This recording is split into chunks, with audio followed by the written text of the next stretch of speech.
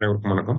இன்னைக்கு ஹிந்து நியூஸ் பேப்பர்ல என்ன இம்பார்ட்டன்ட் ஆர்டிகல்ஸ் இருக்கு அப்படின்னு சொல்லி பார்ப்போம். ஃபர்ஸ்ட் ஒன் வந்து பாத்தீங்கன்னா, Supreme Court status only for Hindus, Buddhists and Sikhs அப்படின்னு சொல்லி உச்சநீதிமன்றம் வந்து சொல்லியிருக்காங்க. ஸோ பொதுவாகவே இந்தியாவில் இருக்கக்கூடிய ஒரு ஒன் ஆஃப் தர் இஷ்யூஸ் அப்படின்னு சொல்லி பார்த்தீங்கன்னா, கான்ஸ்டன்டா இருக்கக்கூடிய இஷ்யூஸ்ன்னு பார்த்தீங்கன்னா, இந்த எஸ்சி ஸ்டேட்டஸை யாருக்கு கொடுக்கணும் அப்படிங்கிறது. சரியா? அதாவது ஹிந்து மதத்தில் இருக்கிறவங்களுக்கு நம்ம எஸ்சி அப்படிங்கிறத சொல்றோம். ஆனா ஹிந்து மதத்துல இருந்துட்டு கன்வெர்ட் ஆவாங்க. ஓகேவா? எந்த மதத்துக்காவது கன்வெர்ட் ஆவாங்க. எக்ஸாம்பிள்க்கு வந்து கிறிஸ்டியனா கன்வெர்ட் ஆகலாம். முஸ்லிமா கன்வெர்ட் ஆகலாம். இல்ல புத்திசத்துக்கு போகலாம், சீக்கிசம்க்கு போகலாம். எந்த மதத்துக்கு வேணாலும் போகலாம். இல்லையா? ஹிந்து மதத்துல இருக்கக்கூடிய ஒரு எஸ்சி, அவர் கிறிஸ்டியனா கன்வெர்ட் ஆனதுக்கு அப்புறமா, அவர் வந்து கிறிஸ்டியன் மதத்துல இருந்தாலுமே, நான் கிறிஸ்டியன் மதத்துல இருக்கக்கூடிய எஸ்சி அப்படின்னு சொல்லி கிளைம் பண்ண முடியுமா? கன்வெர்ட் ஆனவங்களுக்கு வந்து எஸ்சி ஸ்டேட்டஸ் குடுக்கலாமா? அப்படிங்கிறது இந்தியால ஒரு மிகப்பெரிய ஒரு கேள்விக்குறியாவே இருக்கக்கூடிய ஒரு பிரச்சனை தான் அது. அதுக்கு அரசு தரப்புல இருந்து என்ன பண்ணியிருக்காங்க அப்படின்னா, கான்ஸ்டிடியூஷன் ஷெட்யூல்டு காஸ்ட் ஆர்டர் 1950 அப்படிங்கிறத கொண்டு வந்திருப்பாங்க. அதுல வந்து ஹிந்துயிசம்ல இருக்கக்கூடியவங்களுக்கு மட்டும்தான் இந்த எஸ்சி ஸ்டேட்டஸ் அப்படிங்கிறத 1950ல சொல்லியிருப்பாங்க. அதுக்கப்புறமா 1956ல ஒரு சேஞ்ச் கொண்டு வராங்க. என்னன்னா, சிக் ரிலீஜியன்ல இருக்கிறவங்களுக்கும் அந்த எஸ்சி ஸ்டேட்டஸ் பொருந்தும். ஹிந்து மதத்துல இருந்து இப்ப நீங்க சிக் மதத்துக்கு போயிட்டீங்க. இங்க எஸ்சியா இருந்தா அங்கேயும் எஸ்சிங்கிற ஸ்டேட்டஸ் சர்டிபிகேட் வந்து வாங்கிக்கலாம். சரியா? அடுத்தது அதே மாதிரி 1990ல என்ன பண்றாங்கன்னா, புத்திசமையும் ஆட் பண்றாங்க இந்த ஏரியாவுல. சரியா? அப்ப ஹிந்து மதத்துல இருக்கலாம். ஹிந்துல இருந்து சீக்கிய மதத்துக்கு போறீங்களா? இல்ல ஹிந்து மதத்துல இருந்து பௌத்த மதத்துக்கு போறீங்கன்னா, அங்கேயுமே உங்களுக்கு எஸ்சி ஸ்டேட்டஸ் அப்படிங்கிறது இங்க இருக்க மாரியே இருந்துரும். சரிங்களா? எதுக்காக அப்படின்னா, ரிசர்வேஷன் கிடைக்கும். அந்த மாதிரியான பெனிஃபிட்ஸ்லாம் இருக்கு இல்லையா? ஸோ அதையுமே அதுக்காகவும் பார்க்கறாங்க. சரியா?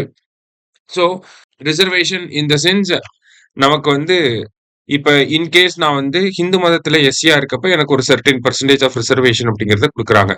அதே நான் கிறிஸ்டியானிட்டிக்கு போயிட்டேன்னா, இப்ப இருக்கக்கூடிய கரண்ட் நடைமுறைப்படி பார்க்கறப்ப, நான் கிறிஸ்டியானிட்டிக்கு போயிட்டேன்னா, எனக்கு அந்த எஸ்சி ஸ்டேட்டஸ் அப்படிங்கிறதே போயிரும். அப்ப நான் ஜெனரல் கேண்டிடேட்டா போட்டி போட்டாகணும். ஓகேவா? காலங்காலமா நான் பின்தங்கி இருக்கிறனால தான் எனக்கு வந்து ரிசர்வேஷன் அப்படிங்கிறத வழங்குறீங்க. நான் மதம் மாறிட்டேன் அப்படிங்கிற காரணத்துக்காக, என்னோட எக்கனாமிக் ஸ்டேட்டஸ் வந்து இன்கிரீஸ் ஆயிருமான்னு கேட்டா கிடையாது. ஸோ அப்படிங்கிறப்ப, இந்த ஒரு கேள்விக்குறியான ஒரு விஷயமா இருக்கிறனால தான், கவர்ன்மெண்ட் என்ன பண்ணியிருக்காங்க அப்படின்னா, கவர்ன்மெண்ட் வந்து ஒரு கமிட்டி போட்டிருக்காங்க. இந்த இடத்துல உச்சநீதிமன்றம் வந்து என்ன சொல்லியிருக்காங்க அப்படின்னா, எஸ்சி ஸ்டேட்டஸ் அப்படிங்கிறது கண்டிப்பா இந்து மதத்தை சேர்ந்தவங்க, இல்ல பௌத்த மதத்தை சேர்ந்தவங்க, இல்ல சீக்கிய மதத்தை சேர்ந்தவங்களுக்கு தான்.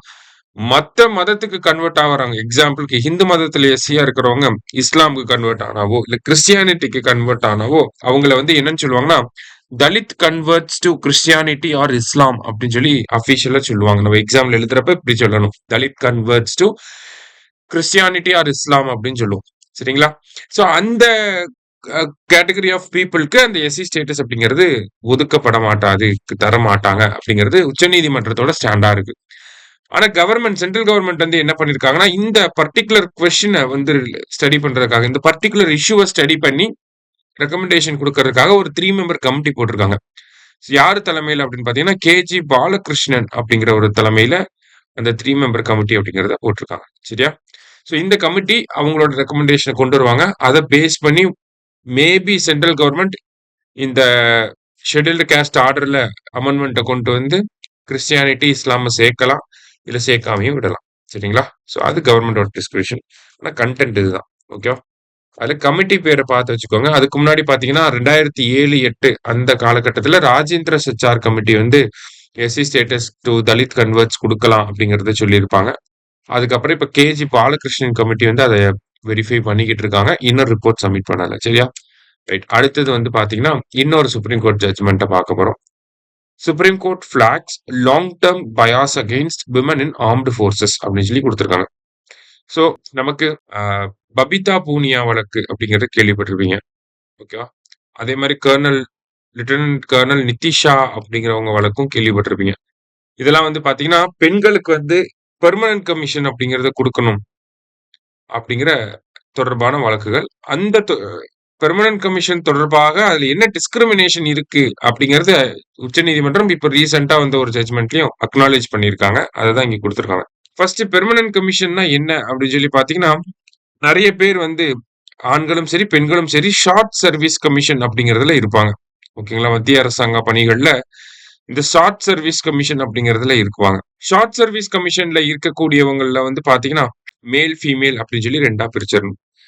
இதுல மேல் கேண்டிடேட்ஸ் மேல் எஸ்எஸ்சில இருக்கிறவங்களுக்கு வந்து என்ன ஆகும் அப்படின்னு சொல்லி பாத்தீங்கன்னா, ஒரு பர்டிகுலர் இயர் டெம்பரரியா ஒர்க் பண்ணுவாங்க.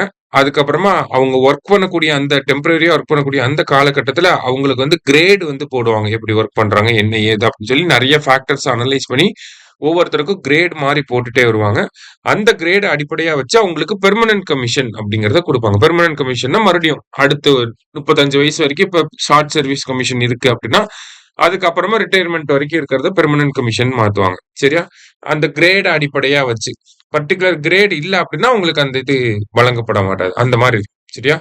ஆனா இது மேலுக்கு வந்து இப்படி இருக்கும். ஃபீமேலுக்கு வந்து பாத்தீங்கன்னா உங்களுக்கு பெர்மனன்ட் கமிஷன்ங்கிறதே கிடையாது. ஷார்ட் சர்வீஸ் மட்டும்தான். ஒரு 5 வருஷமோ 10 வருஷமோ தான் அவங்கனால இருக்க முடியும். எக்ஸாக்ட் நம்பர் எனக்கு தெரியல. பட் ஸ்டில் ஷார்ட் சர்வீஸ் கமிஷன்ங்கிறப்ப ஒரு 32, 33 ஏஜ் வரைக்கும் தான் இருக்க முடியும். அவங்களால ஒரு 8 வருஷம் 9 வருஷம் தான் இருக்க முடியும்.